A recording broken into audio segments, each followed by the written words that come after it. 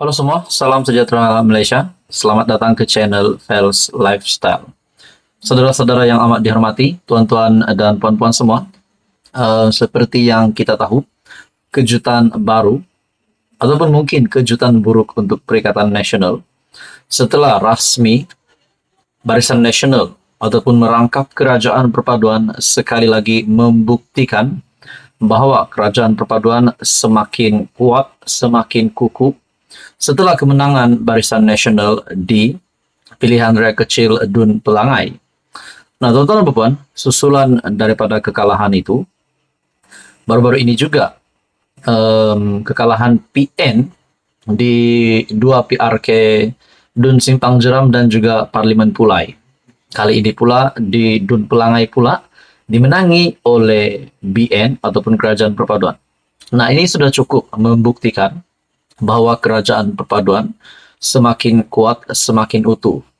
Nah, saudara-saudara, setelah banyak pandangan, banyak komen dari ramai orang berkaitan dengan keputusan kemenangan Kerajaan Perpaduan di beberapa PRK, apa yang patut dilakukan oleh Tan Sri Muhyiddin Yassin sebagai pengerusi Perikatan Nasional? Adakah mungkin ada pihak yang menggesa Tan Sri Muhyiddin Yassin untuk meletakkan jawatan susulan kekalahan di Pelangai baru-baru ini, ataupun mungkin timbalan pengerusi Perikatan Nasional Hadi Awang? Nah, saudara-saudara, mungkin ini kita sudah tahu satu kekecewaan besar untuk Muhyiddin Yassin dan Hadi Awang setelah kalah di PRK Pelangai. Nah, dalam satu ulasan dari Syahbudin.com, PN tidak mahu dikata kalah di Pelangai. Mereka kalah dalam menang kononnya, menurut Syahbudin.com.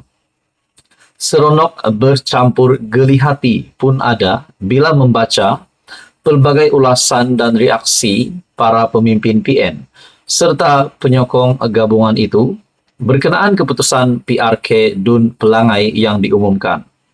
Walaupun sudah sah PN kalah dengan kekurangan undi 2.949 undi kepada Barisan Nasional yang mewakili Kerajaan Perpaduan, tetapi mereka termasuk Mahyadin sendiri masih berusaha menyedapkan hati seolah-olah mereka tidak kalah dalam PRK tersebut. Dalam erti kata lain, hakikat kalah itu masih enggan diterima secara mutlak. Setidak-tidaknya yang boleh diterima barangkali ialah PN kalah dalam menang kononnya. Antara cubaan menyedapkan hati sendiri itu dan mentafsirkan kalah dalam menang itu ialah dengan mengatakan majoriti yang dimenangi BN berkurangan jika dibandingkan dengan kemenangan sebelumnya. Peningkatan sokongan BN hanya sebanyak 16 undi jika dibandingkan PRU 15 lalu. Walhal BN sekarang sudah bekerja sama dengan PH, perolehan undi PN yang melonjak sebanyak 1.115 undi serta berjaya meraih sokongan undi Melayu di kawasan Felda. Mereka juga menyebut oleh kerana BN dan PH sudah bekerja sama, di mana pada PRU 15 campuran undi kedua-duanya berjumlah 9.339. Tetapi dengan memperolehi undi sebanyak 7.324 pada PRK kali ini, maka BN telah ditafsirkan tidaklah menang dalam erti kata yang sebenarnya.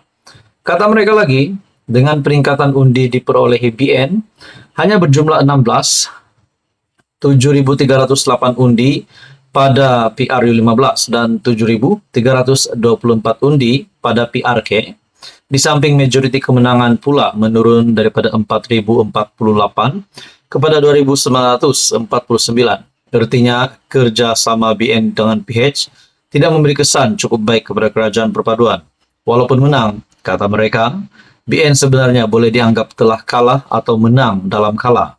Seterusnya, dengan membandingkan peningkatan undi PN sebanyak 1.115, ada pemimpin mereka berhujah bahawa PHBN masih belum selamat nasibnya pada PRU 16. Kemudian mereka juga berhujah kemenangan BN juga dicapai kerana banyak janji bantuan, dan malah dikatakan Menteri Besar Pahang Wan Rosdi Wan Ismail setiap hari berkampung di Pelangai sejak hari penamaan calon.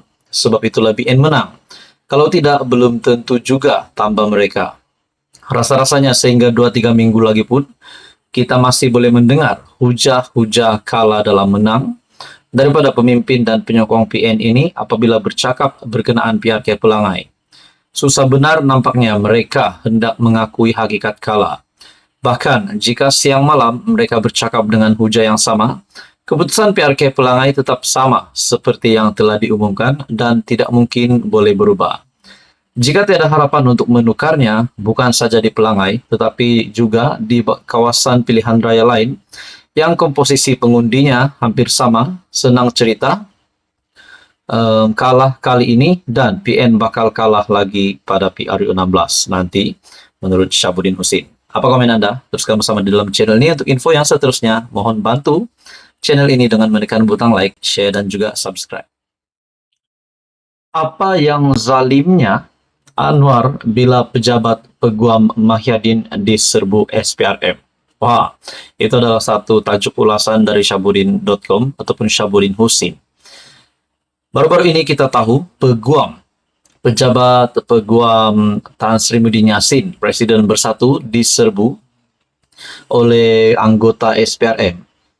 Nah, saudara-saudara, sudah pasti banyak yang beranggapan, terutamanya Muhyiddin Yassin sendiri, yang berkata, mengambil pandangan bahwa apa yang dilakukan SPRM itu adalah dapat dikaitkan dengan Datuk Seri Anwar Ibrahim sebagai Perdana Menteri menyalahgunakan kuasa. Nah, di dalam ulasan dari syahbudin.com, dalam reaksinya terhadap serbuan SPRM terhadap firma Guaman, RDS, Rosli Dahlan Salvana, Presiden Bersatu Mahyadin menyifatkannya sebagai salah guna kuasa. Nah, kita menantikan apa kenyataan SPRM, Ketua Pesuruhjaya SPRM sendiri Tan Sri Azam Baki berkenaan dengan perkara ini. Ini salah guna kuasa, sedangkan dia peguam yang pertahankan diri saya. Untuk tujuan apa SPRM pergi sana buat serbuan? Ini seolah-olah ada gambaran sesuatu nak dilakukan. Ini salah guna kuasa pihak tertentu, katanya pada pentas akhir ceramah Mega PRK.